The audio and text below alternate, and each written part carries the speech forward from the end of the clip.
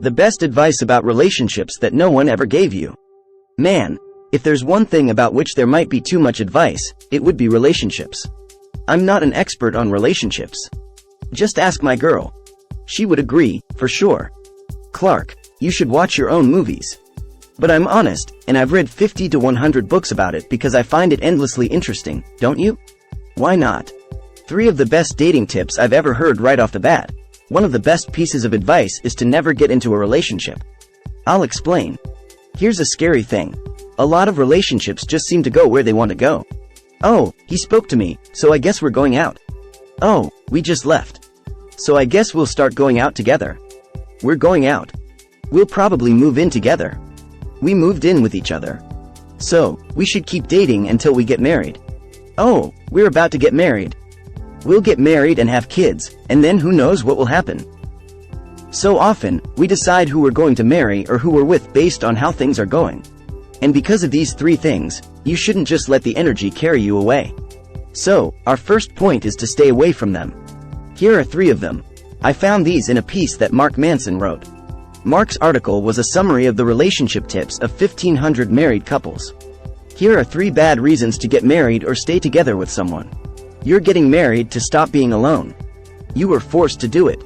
It's what all of your friends and family do. My reproductive time is almost up, so I should probably get married. I'm sick of dating, so I guess they'll have to do it in the 3rd. It's believing that love is all that counts. Now, this is really cool. It's actually our next point. And I don't mean to break the hearts of all the naive romantics out there. It's important to love. It's also not clear what it means.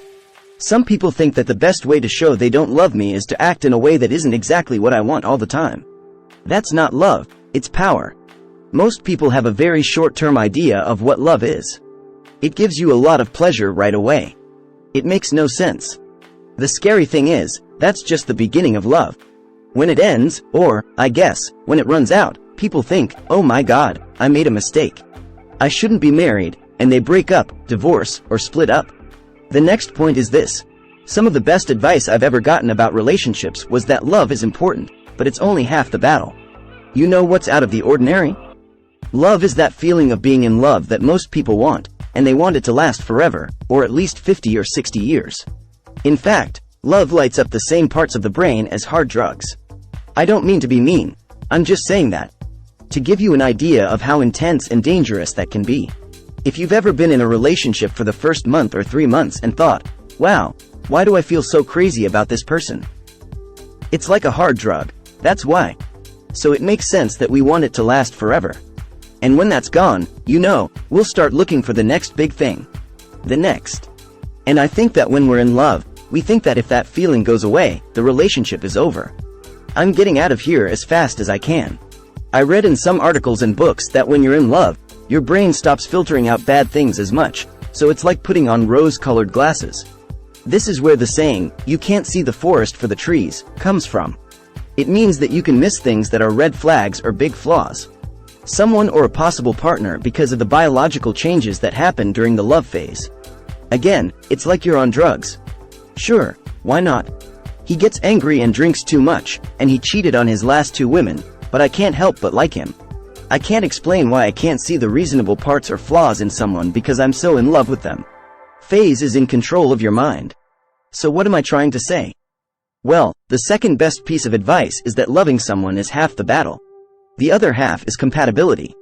Love and compatibility are not the same thing, and you can't mix them up. Sometimes you fall in love with people you don't really get along with, and sometimes you get along really well with people you know you don't love. And if you only care about this and not how well you fit together, when this goes away, you'll be left with someone you don't get along with at all. So it's no wonder that didn't work. You want the real story. It's not hard to fall in love. You just need the right situation, the right amount of alcohol, and maybe the right people around you.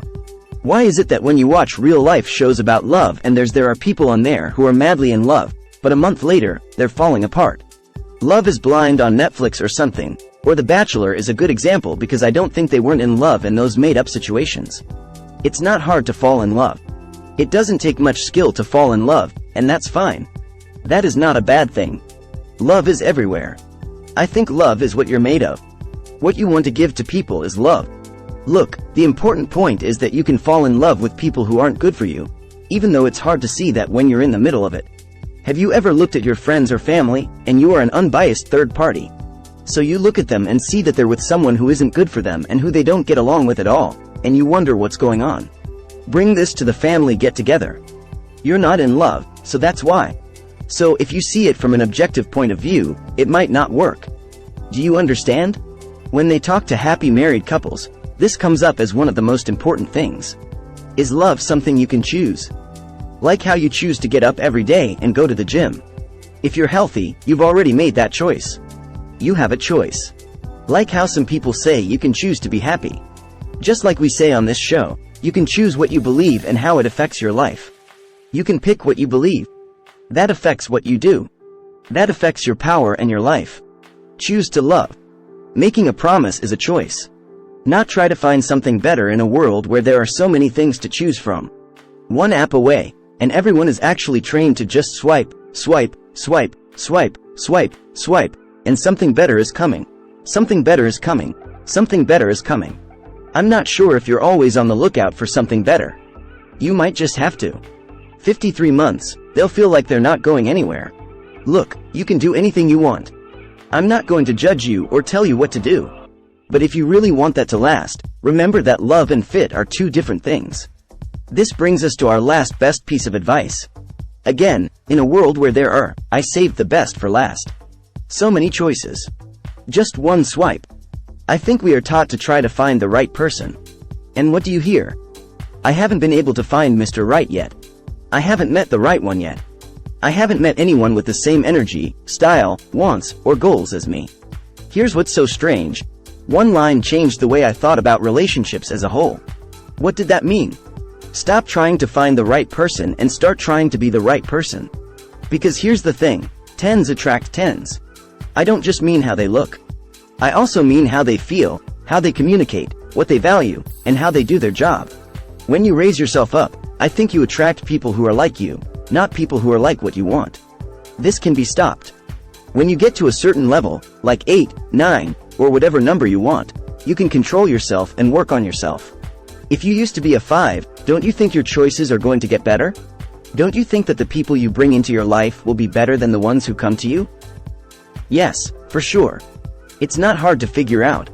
Again, I think we might be taught that we deserve anyone, anytime, anywhere, even if we don't work on ourselves.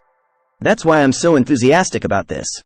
Kind of like the kind of inner work we talk about on this show and that I know you're also into. I think that working on yourself is one of the best ways to bring people into your life. On YouTube, I was watching this conversation. It was like one of those viral clips from a show or something, and a guy who was a dating relationship coach was talking to a woman. He was talking about how she couldn't find Mr. Right, which is the same thing. He was telling her, alright, so what? What is his name? She had a list, too. She said that he is taller than 6 feet. He makes more than $60,000 a year. He owns a house and has 6 packs. And the dating guide is like, wow, that's a big, big ask. Let me ask you something, ma'am. What does he get back for his help? She said something like, well, he was pretty cruel. He sort of broke her up. But the main point was that you shouldn't try to get something you're not ready to give up. What you see is that this is true for both men and women.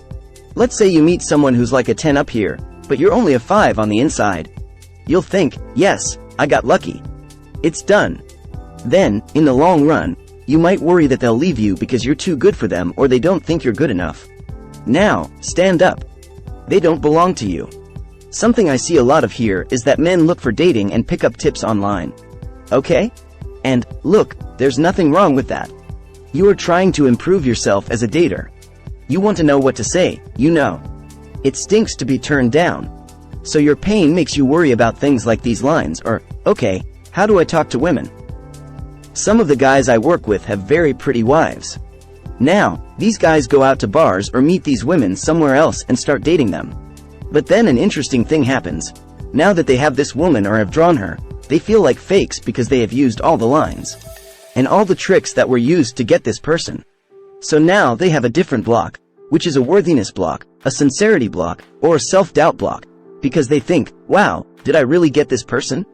Does she like me, or did she just like the lines? I just said what was in that YouTube movie again. Did I get this person out on a date because I'm here or because I used a clever pickup line I saw on a TikTok video? If you send these lines to this girl, she'll agree to go out with you. The same thing also works backwards. All of these games we play, all of our worthiness blocks, and all of our doubts go away when we stop playing them altogether, when we drop them and stop trying to fake our way into confidence or into looking like a 10, and instead just focus on becoming a 10 and doing the inner work. In the same way, you don't need Photoshop if you go to the gym and lose weight. But again, we live in a culture where people don't want to work. And now I'm about 5 points away from where I started.